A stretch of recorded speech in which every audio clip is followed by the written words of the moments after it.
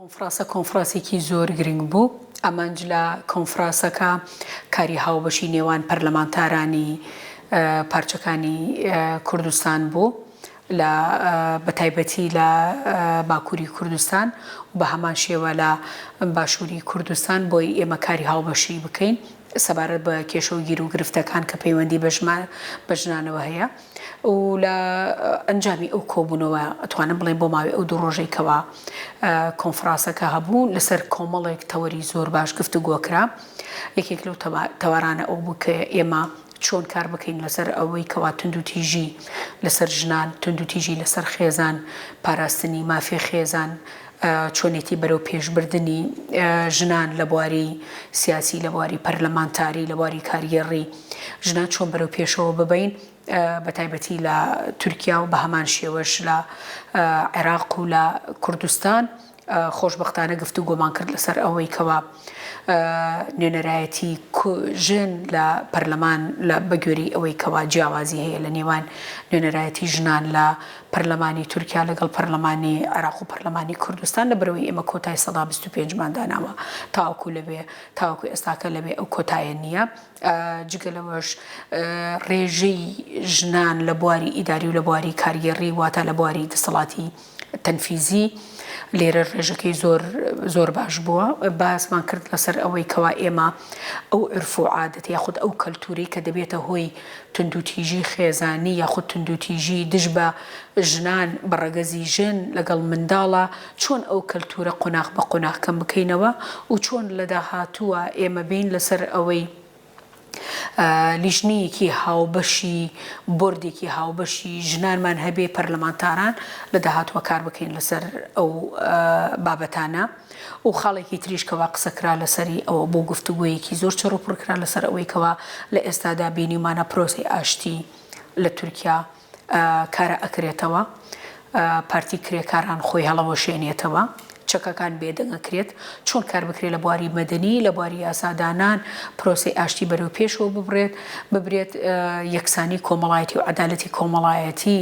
بەدی بهێنرێت بۆ ئەوی لە داهاتووە کاری باشتر بکرێت. ئەنجامی کۆتایی کۆنفرانسەکە بە کۆمەڵی خەڵی زۆر گرنگەوە دەرچوین کە هەمووی پەیوەندی بە و بارودۆخە بوو کەوا لە عێراق لە ناوچەکە پیا تێپەڕێ ئەبینین ڕۆژهەڵاتی ناوەڕاست بەرەو گۆڕانکاری ئەڕوات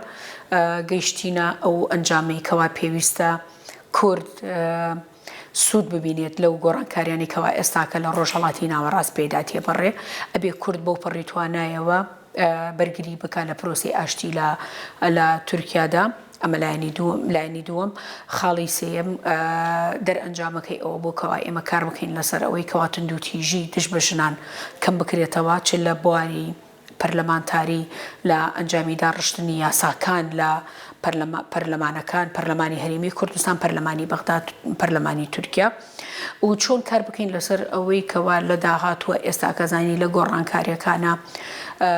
ڕۆژهەڵاتی کوردستان ئێستا لە گۆڕانکاریەکانایە بۆ ئەوەی دەستوورێکی تازە لە سووریا ئەنووسرێتەوە چۆن کار بکەین هاوکار و پشتیوانی ژنانی ئەوانیش بین بۆی لە داهاتووە مافەکانی خۆیان لە ڕێگەی ئەو دەستورە و لە ڕێگەی ئەو پەرلەمانی سووریا و لە ڕێگەی یاسادانانەوە جێبەجێ بکەن. و کۆتا خاڵیشمان ئەوە بووکەوە ئەو بۆردەی کە باسم کرد بۆردێکی پەرلەمانتارانی ژنان دامرێت بۆ هەر چوار پارچەی کوردستان بۆ ئیکار بکەین لەسەر بەرەو پێشبردننی ژنان و کۆمەڵگە و یەکسانی کۆمەڵایەتی. خۆشبەختانە ژنانی پەرلەمانتار بەبێ جیاوازی بیر و ڕای سیاسی بەبێ جیاوازی حزبی هەر هەمومان کە پێکاتە بووین لە 48 پەرلەمانتار بەشداری کۆبوونەوەکانمان کرد کۆنفرانسەکەمان کرد لەوێ بەبێ جیاوازی بیر و ڕای سیاسی باسمان کرد لەسەرەوەی کەوا ئێمە دۆخی ژنان لە باشووری کوردستان چۆن بەرەو پێشەوە بین. باسیشمان کرد لەسەر ئەوەی کەوا ئێمە لە باشووری کوردستان کۆمەڵە یاسای زۆر باشمان تەشریح کردووە، کۆمەڵی بەڕێوەبەراتێکی زۆر باش کراوەتەوە ئێستاکە لە بواری ژنانە ئێمە ئەبینین بە یاسا ئێمە کارمان کردووە لەسەر ئەوەی کەوا کوشتنی ژنان بە بیانووی شەرەف نەماوە لە هەرێمی کوردستانە. بەلایەن یەکەم بینیمان ئێمە کەلتوری ژن بە ژن و گەورە بە بچووکی زۆر کاڵبۆتەوە لە هەرێمی کوردستانە لە ساڵی 92 بۆ ئێستاکە یاسای تونند و تیژی یاسای بەرەنگاربوونەوەی تونند و تیژی ژنان و پاشان هەموارکردنەوەی بە تونند و تیژی خێزانی ئێستاکە هەموار کراتەوە لە واقعە ئێستاکە کاری لەسەرکرێ لەسەر ئەساسی ئەو یاسای ئێمە ئێستا ئەبینین لە پارێزگاکانی هەرێمی کوردستان و بە هەمان شێوە لە قەزا و لە بەشێکی ناحیەکانیش ئەو بەڕێوەبەرایەتی ئێستا کراوەتەوە کارەکە لەگەڵ دادگاکانە و کارکراوە لەسەر ئەوەی کەوا دادوەرێکی تایبەت دابنرێت بۆ یەکلاکردنەوەی کەیسی تونند و تیژی خێزانی کەمەڵی تونند و تیژی خێزانی واتە ژن و منداڵ و هەموو خێزان ئەگرێتەوە لە بەرەو ئێمە ئەزانین کە باسی تونند و تیژی ئەەکەین هەر کاتێک کە تونند و تیژی ئەگرێت تونند و تیژیەکە یەک ڕەگەز نییە لەلایەن هەردوو ڕەگەزەوە ئەکرێت کەواتە هەردوو ڕەگەز لە خێزانە هاوبەشن منداڵیش لەگەڵیانە هاوبەشە بۆیە ئەبینین زۆربەی ئەو ڕێکاری یاسایانە یاخود ئەو ئیجراعاتانی کەوا ئەکرێت لە بەڕێوەبەراتەکانی تونند و تیژی خێزانی خێزان بە شێوەیەکی گشتی ئەگرێتەوە بە هەمان شێوە کارکراوە لەسەر ئەوەی کەوا لێکۆڵڕووی تایبەت هەبێ لە بەڕێوەبەراتەکانە پەیوەندی ڕاستەوخۆی هەبێ لەگەڵ دادوەرە بۆ یەکلاکردنەوەی ئەو کەیسانی کەوا تونند و تیژی خێزانەوە یاخود تونند و تیژێ بەرامبەر بە ژنان ئێمە ئێستا هەنگاوێکی تریش لە پێشەوەین ئەوەیەکەوە دەبینین ئەو ژنانی کەوا تونند و تیژیان بەرامبەر ئەکرێت شێڵتەر یاخود دەتوانین بڵێ خانەی ئاراممان هەیە لە بەشێکی زۆری پارێزگاکان بەداخەوە بەشێک لەو یاسایانی کەوا ئێستاکە من لە هەرێمی کوردستانە کە باسی ئەەکەم لە عێراق نییە تاوەکو ئێستا یاسایی تونند و تیژی خێزانی لە عێراقا تشریع نەکراوە تاوەکو ئێستا بەشێکی زۆری پارێزگاکانی عێراق خانووی ئارامی تیانە ئێمە لە کۆتا کۆبوونەوەماندا لەگەڵ ڕئیس وزەراوە کولیژنەی خێزان و ژنان و منداڵان من خۆم پێشنیاری ئەوم کردکەوە ئەو شێڵتەرانەشیکەوە لە پارێزگاکانە تاوەکو ئێستاکە نەبەستراوەتەوە وەزارەتی کار و کاروبەری کۆمەڵاتی لە عێراقا پەیوەندی بە پارێزگاکانەوە هەیە پارێزگاکانی شەریکۆ بەپێی ڕێنماییەک و بەپێی میزاجێک مەسەلەن بەڕێوەیە با و شێڵتەرانە بخرێتە سەر وەزارەتی کار و کاروباری کۆمەڵاتی خۆشبەختانە ئێستاکە کارەکرێت لەسەر ئەوەی کەوا ئەو شێڵتەرانە بخرێتە سەر ئەوە و کار بکرێت لە داهاتووە خانەی ئارامی تر لە پارێزگاکانی تری عێراق بکرێتەوە بۆی ئەو خێزانانە یاخود ئەو ژنانە کە تووشی تونند و تیژی خێزانی ئەبن جێگایەک هەبێ بتوانن بچنە ئەو جێگانە و لە ڕێگەی ئەو جێگانەوە کار بکرێت لەسەر ئەوەی کەوا بە ڕێگەی ئاشتی کێشەکانیان چارەسەر بکرێت بەڵکو بە ڕێگەی تونند و تیژی چارەسەر نەکرێت دیارە ئەمانە ئەزمموی هەرێمی کوردستانە ئەزمموی پەرلەمانتارانی هەرێمی کوردستانە کە ئێمە ویستمان هاوبەشی بکەین لەگەڵ پەرلەمانتارانی باکووری کوردستانی باکوور بۆ ئەوەی ئێمە کار بکەین لەسەر ئەوەی لە داهاتووە چی بکرێت لەسەر ئەوەی کە لەگەڵ پرۆسەی ئاشتیە شان بەشان ژناش بتوانن مافەکانی خۆیان بەدی بهێنن لە نێو تورکیادا بۆیە ئێمە گەشتینە ئەو قەناعەتی کەوا ئێمە پێویستیمان بە بردێکی ژنان هەیە ژنانی پەرلەمانتار هەیە جا لە خولەکانی ئێستا بێ خۆ لە خولەکانی داهاتوو بێ بۆ ئێمە کاری باش بکەین لە سەر ئاستی ژنان و لەسەر ئاستی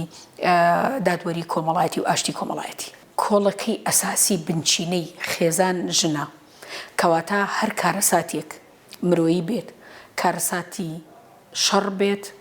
ژنان زەرمەندی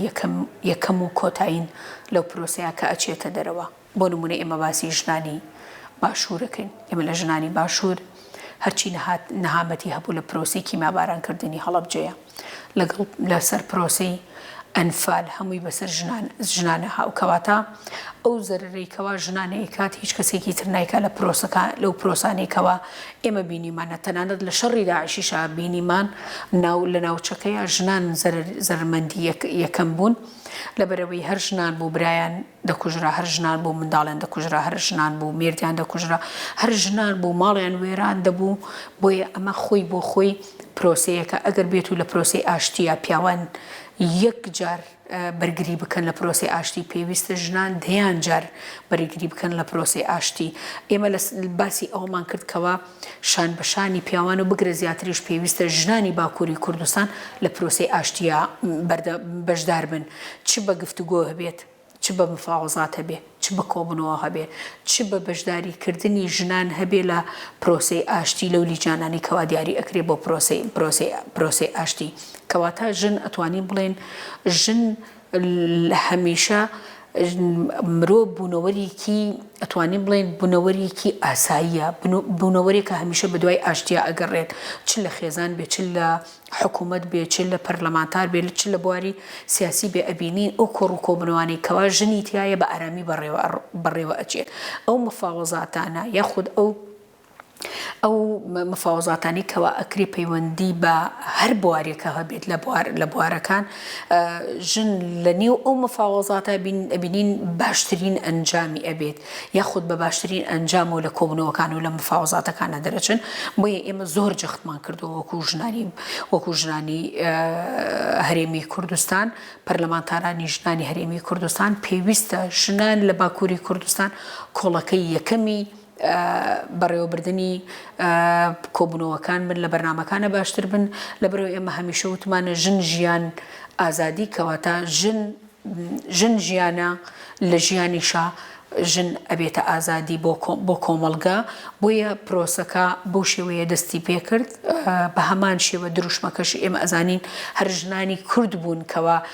دروشمی ژن ژیان ئازادیان هەڵبژارد. ئێستاکە بۆ لە هەموو جیهانە کە ئەڵێ ژن ژیان ئازادی ئەگەڕێتەوە بۆی کەوا ژنانی کورد ئەویان کردووە. نابێ ئێمە ئەوەشمان لەبیر بچێت لە پرۆسەی سیاسی لە ڕۆژهەڵاتی کوردستانیش لە سووریا ژندەورێکی زۆر مهمی هەبوو لە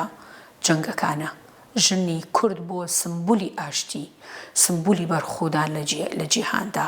بۆیە پێویستە لە ئێستادا بە هەمان شێوە لە کوردستانی ڕۆژهەڵاتیش لە سووریا ژن بەشدارێکی کارا بکات بۆ ئەوەی دەستوری سووریا بنووسرێتەوە، بۆ ئەوەی لە یاساکانە کار بکرێت لەسەر ئەوەی لە داهاتووە مافەکانی خۆیان وەربگرن. بۆیە ئێمە هەمیشە جەختمان لەسەر بەشداریکردنی ژنان کردوێتەوە. ئەوەی کەوا ئەرک وەکو ئەرک ئێمە بە ئەرکی سەرشانی خۆمانی ئەزانین، ئەو بۆردەیە چاوەڕێن دروست بکرێت، لە ڕێگەی ئەو بۆردەوە ئێمە کارکەین لەسەر ئەوەی پرۆسەی ئاشتی کۆمەڵایەتی کە ژن سوودمەندی یەکەمە بێ لە ئاشتی کۆمەڵایەتیە کار بکەین لەسەر ئەوە. من خۆمیش کارم کردووە لەسەر ئەوەی کەوا لە ڕێگەی لیژنەکەی خۆمەوە کە لیژنەی ژنانە ئەو یاسانی کە پەیوەندی بە خێزانەوەی ئەو یاسانی بکە پەیوەندی بە مناڵەوە هەیە، داکۆکی کەری سەرسەختی ئەو یاسایە نەبووینە لە عێراقیشا، لەبەرەوەی مەکە باسی ژنەکەین، ژن بە شێوەیەکی گشتی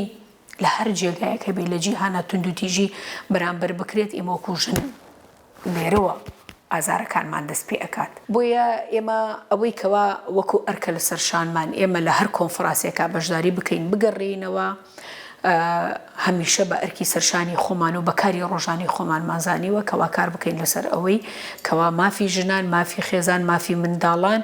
کەمکردنەوەی ئەو دابوونەریت و کولتورانی کە دەبێتە هۆی تونند و تیژی دژی ژنان کاری لەسەر بکەین. لە ئێستا لە داهاتووشا کاری لەسەرەکەین.